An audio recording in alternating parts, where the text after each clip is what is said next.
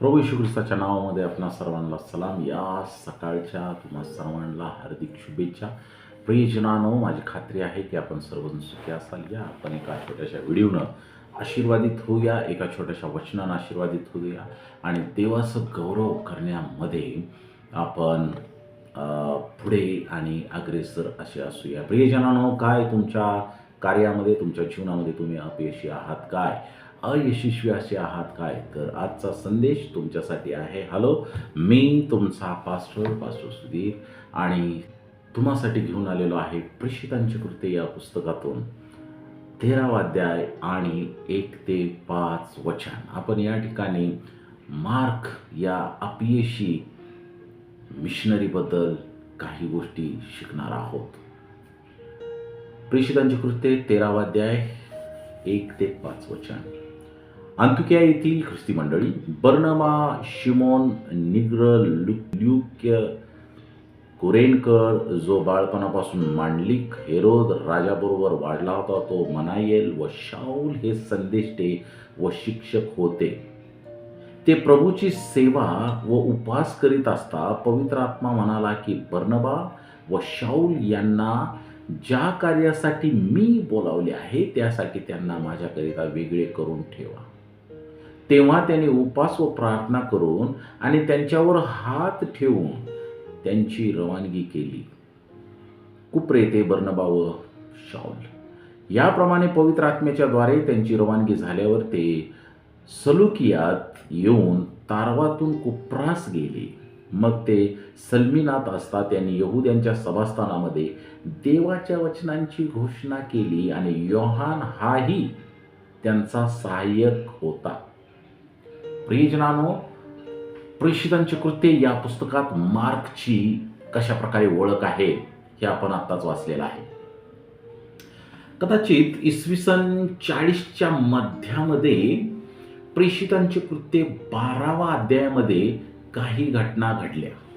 तेव्हा मार्क कृत शुभवर्तमानाचा लेखक जो योहान मार्क हा तरुण असावा असा एक अंदाज आहे असं वाटतं. 12व्या वचनात त्याची ओळख मरिया नावाच्या एका महिलेचा पुत्र म्हणून करून देण्यात आलेली आहे. प्रेषितांची कृत्ये 12वा अध्याय 12व्या वचनामध्ये म्हणलेलं आहे की मार्क एक अशा स्त्रीचा मुलगा होता जी श्रीमंत होती आणि तिनं आपलं घर प्रार्थनेसाठी उघडं करून दिलेलं होतं, अशी त्याची ओळख होती. योहान मार्कच्या आईचं नाव मरिया असं तिचं नाव होतं. ती श्रीमंत होती, चर्चची समर्थक अशी ती होती आणि उघड ती तिच्या घरी प्रार्थना सभा भरवत असे. कारण त्यावेळेस प्रार्थना सभा भरवणं थोडं कठीण होतं, पण ही महिला मार्कची आई उघड आपल्या घरामध्ये प्रार्थना सभा भरवत असे. म्हणूनच ती प्रेषितांची कृत्ये 12वा अध्यायामध्ये अगदी प्रसिद्ध झालेली आपल्याला पाहायला मिळते. या वचनांच्या नंतर आम्ही पाहतो की पेत्र तुरुंगातून सुटका होऊन त्यांच्या दारात उभा होता. म्हणजे या मरिया नावाच्या मार्कच्या आईच्या घरामध्ये जिथं प्रार्थना भरत होती त्या दारात उभा होता. पेत्राची सुटका स्वतः प्रभू येशू ख्रिस्ताने केली होती हे तुम्हाला आणि मला बायबलद्वारे चांगल्या प्रकारे माहीत आहे. त्यामुळे तिकडे म्हणजे तिथं जो पेत्र तुरुंगात होता त्या ठिकाणी शिष्यांच्या मध्ये खळबळ उडाली होती की हा कसा काय सुटून गेला आमच्या एवढ्या पहाऱ्यामधून.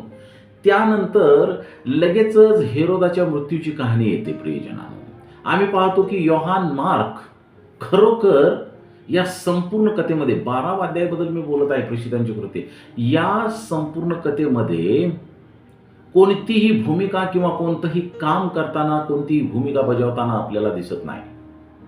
परंतु प्रियजनांनो, या श्रीमंत बाईच्या आणि मरिया नावाच्या बाईच्या या मुलाला म्हणजे या मार्क योहानाला या टप्प्यावर त्याची ओळख बर्नबा आणि शाऊल यांच्याशी होते. खूप महत्वाचा शास्त्राभ्यास, मी संदेश रूपानं शास्त्राभ्यास तुम्हाला देण्याचा प्रयत्न करत आहे. आणि ते दोघे म्हणजे शाऊल आणि बर्नबा मार्कला आपल्या संगती सेवा कार्य करण्यासाठी अंतुकियामध्ये घेऊन परत येतात. प्रेषितांचे कृत्य 13वा अध्याय 1 ते 5 वचन आम्ही आताच वाचलेलं आहे. 13वं वचन योहान मार्क शाऊल आणि बर्नबा यांच्याशी कसा जोडला गेला याबद्दल आपल्याला माहिती पुरवतो.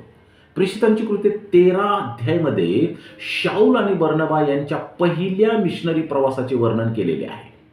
हा पहिला मिशनरी प्रवास कधी घडला? इसवी सन 46च्या दरम्यान किंवा 46 मध्ये. योहान मार्कचा उल्लेख 5व्या वचनापर्यंत, म्हणजे प्रेषितांचे कृत्य 13वा अध्याय 5व्या वचनापर्यंत कुठंच आढळत नाही. नंतर त्याची ओळख या सेवकांचा म्हणजे शाऊल आणि बर्नबा यांचा मदतनीस किंवा सहाय्यक म्हणून करण्यात आलेली आहे. 12व्या वचनामध्ये म्हणजे प्रेषितांची कृत्य 13वा अध्याय 12व्या वचनापर्यंत त्या तरुणाचा इतर कोणताही संदर्भ दिलेला नाही. तो गेलेला आहे, त्यांच्या संगती गेलेला आहे, परंतु त्याचा तो सेवा कार्य करत आहे असा संदर्भ देण्यात आलेला नाही. आता इथून पुढे व्यवस्थित ऐका. शाऊल आणि बर्नबा यांच्या बरोबर तो गेला होता, पण तो सेवा करताना कुठं दिसत नाही. आणि 13व्या वचनात तो यरुशलेमेला परतला असे थोडक्यात सांगण्यात आलेला आहे. तो गेला होता सेवा कार्याला, परंतु परतला असं या वचनांच्या 13व्या वचनामध्ये सांगण्यात आलेलं आहे. तो परत येण्याचे कोणतेही कारण आपल्याला बायबल देत नाही आणि त्याच्या भावना किंवा कार्याचे कोणतेही वर्णन वचनांच्या मध्ये नसल्यामुळे त्याला मिशनरी प्रयत्नातून माघार घेण्यास काय प्रेरणा मिळाली याची कल्पना आपण करू शकतो. त्याच्या परतण्याचे कोडे आपल्याला उलगडता येऊ शकते आणि ते उलगडते. निसंशयपणे त्या काळात ही मिशनरी सेवा धोक्याने आणि आव्हानाने भरलेली होती. ॲलन जी व्हाईट सूचित करतात की भीती आणि निराशेने भरलेला मार्क स्वतःला पूर्णपणे प्रभूच्या कार्यात समर्पित करण्याच्या त्याच्या उद्देशात काही काळासाठी डळमळीत झाला. अडचणींची सवय नसल्यामुळे, कारण हा मनुष्य एका श्रीमंत बाईचा मुलगा होता, अडचणींची सवय नसल्यामुळे मार्गातील धोके आणि एकांतवासामुळे तो निराश झाला. बघा सेवा कार्यात किती गोष्टी होऊ शकतात.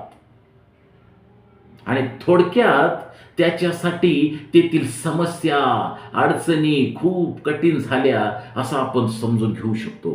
आणि म्हणून तो सेवा कार्यातून बाहेर पडू इच्छित होता आणि तो माघारी यरुशलेमेला आला.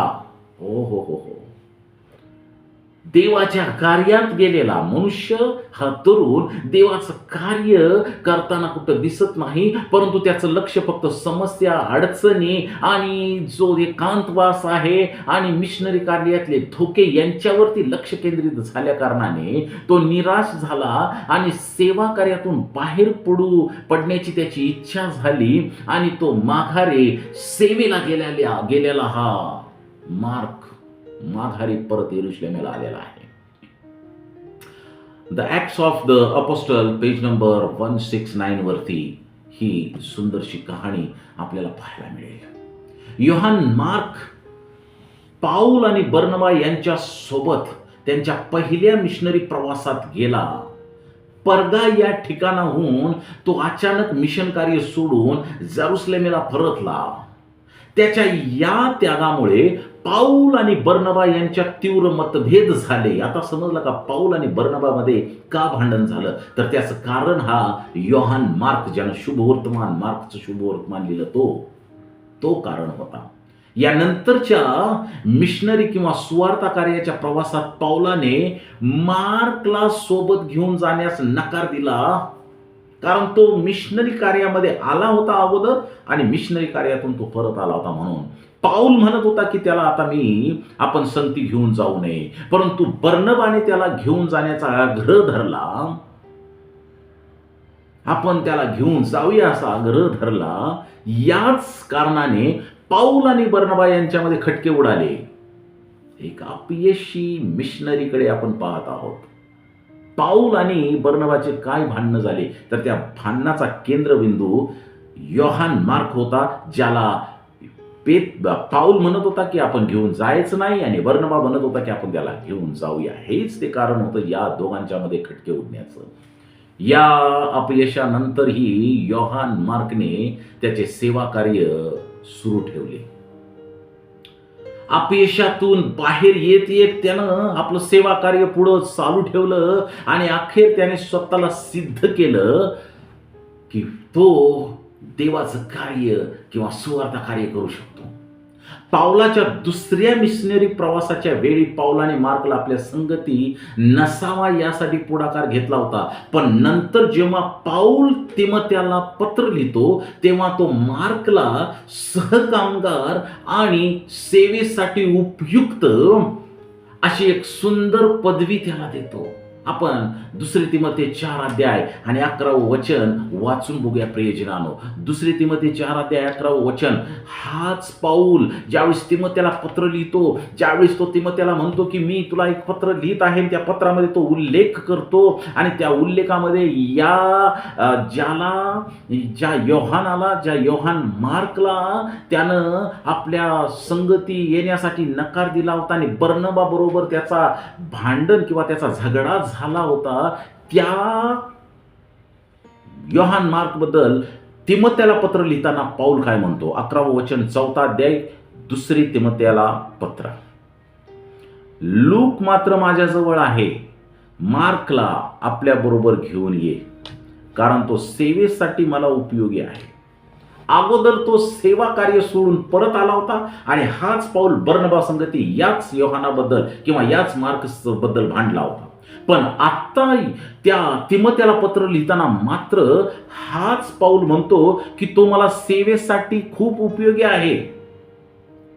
मार्कला कृपा करून येताना तू घेऊन ये, त्याची सेवेला गरज आहे. तो खूप चांगला सेवक आहे आणि तो सेवेसाठी उपयुक्त असा आहे. माझ्या प्रियजनांनो, मार्कनं स्वतःला अपयशामध्येच फक्त न ठेवता स्वतःला साबित करून दिलं होतं की तो देवाच्या कार्यामध्ये पुन्हा यशस्वी होऊ शकतो. आमच्यासाठी तो धडा देऊन गेलेला होता की जरी आम्हाला एखाद्या गोष्टीमध्ये अपयश आलं, सेवा कार्यामध्ये अपयश आलं, तरीही एक वेळेस आम्ही जर आमचे प्रयत्न देवाच्या आशीर्वादानं चालू ठेवले तर आम्ही पुन्हा एकदा यशस्वी होण्यामध्ये परमेश्वर आपल्याला हातभार लावतो ना, आम्हाला उठवतो ना, आम्हाला उभं करतो आणि यशस्वीरित्या उभं करतो. जो अपयशी झालेला योहान मार्क, त्याला पाऊल पुन्हा एकदा घेऊन येण्याची विनंती करतो, कारण तो सेवा कार्यात यशस्वी होता, कारण तो सेवा कार्याला उपयुक्त असा होता. त्याला आता आपल्याकडे आणण्याची विनंती तिमोथेला हा पाऊल करत आहे, कारण तो आता देवाच्या कार्यासाठी एक यशस्वी व्यक्ती बनलेला होता. 4 शुभवर्तमानापैकी सर्वात जुने मार्कचे शुभवर्तमान पारंपरिकपणे याच योहान मार्कने आपल्याला दिलेला आहे. या मार्ककृत शुभवर्तमानाचा लेखक जो योहान मार्क आहे त्याच्याबद्दल मी तुम्हाला सांगते बोलत आहे. पहिल्यांदा हा अपयशी झाला होता. हे शुभवर्तमान कदाचित त्यांनी पेत्राच्या सामन्यावरून लिहिले असावे, एक अंदाज आहे फक्त स्कॉलर्स लोकांचा. मार्कने पेत्राचा हा आदेश मांडला कारण तो त्याच्यासाठी वडिलासारखा होता. म्हणजे मार्कला पेत्र आहे तो वडिलाप्रमाणे होता, म्हणून त्याचा आदेश मानून त्यानं मार्ककृत शुभवर्तमान लिहिलं असे स्कॉलर्स म्हणतात. मार्क प्रमाणे कधी कधी प्रियजनांनो आपण सुद्धा सेवा कार्यात अपयशी होतो किंवा आपल्या कामात आम्ही फेल होतो. आपल्याला निराशा येतात, आपण माघार घेण्याचा प्रयत्न करत असतो. आपण देव आपल्याला यशस्वी बनवल्याशिवाय सोडत नाही. Praise the Lord. त्याची लेकरे कदाचित काही वेळेस अपयशी ठरतील, होतील. त्यांचा टाइम देवाच्या दयेने येतो, देवामार्फत त्यांची वेळ येते, तेव्हा ते इतके यशस्वी होतात की चंद्र, सूर्य आणि जग आहे तोपर्यंत त्यांचे नाव अबाधित राहते. आमेन. प्रियजनांनो, काय आज तुम्ही एखाद्या अपयशामधून जात आहात काय? देव ज्याप्रमाणे योहान मार्कला उभं करतो त्याच पद्धतीनं तुम्हाला प्रभू परमेश्वर पुन्हा एकदा उभं करणार आहे. त्याच्याकडे प्रार्थना करा. एक विश्वासक या नात्याने त्याच्याकडे गुडघे टेका. त्याच्याजवळ नम्रतेने या. तुमचं काम सातत्यानं चालू ठेवा. जरी तुम्ही अपयशी झाला असाल तर प्रभू तुमच्या कामाला यशस्वी केल्याशिवाय राहत नाही. जर तुमच्या मागे देवाचा हात असेल तर तुम्ही कोणत्याही कामामध्ये आज फेल झाला असला तरी उद्या यशस्वी होणार आहे. आणि हे होण्यासाठी देव तुमच्या कार्यात तुम्हाला सदैव यशस्वी करो, अशी माझी प्रभूचरणी आज सकाळी तुमच्यासाठी प्रार्थना आहे. देव बाप तुम्हाला आशीर्वादित करो. आमेन. या सकाळच्या तुम्हा सर्वांना हार्दिक शुभेच्छा. धन्यवाद.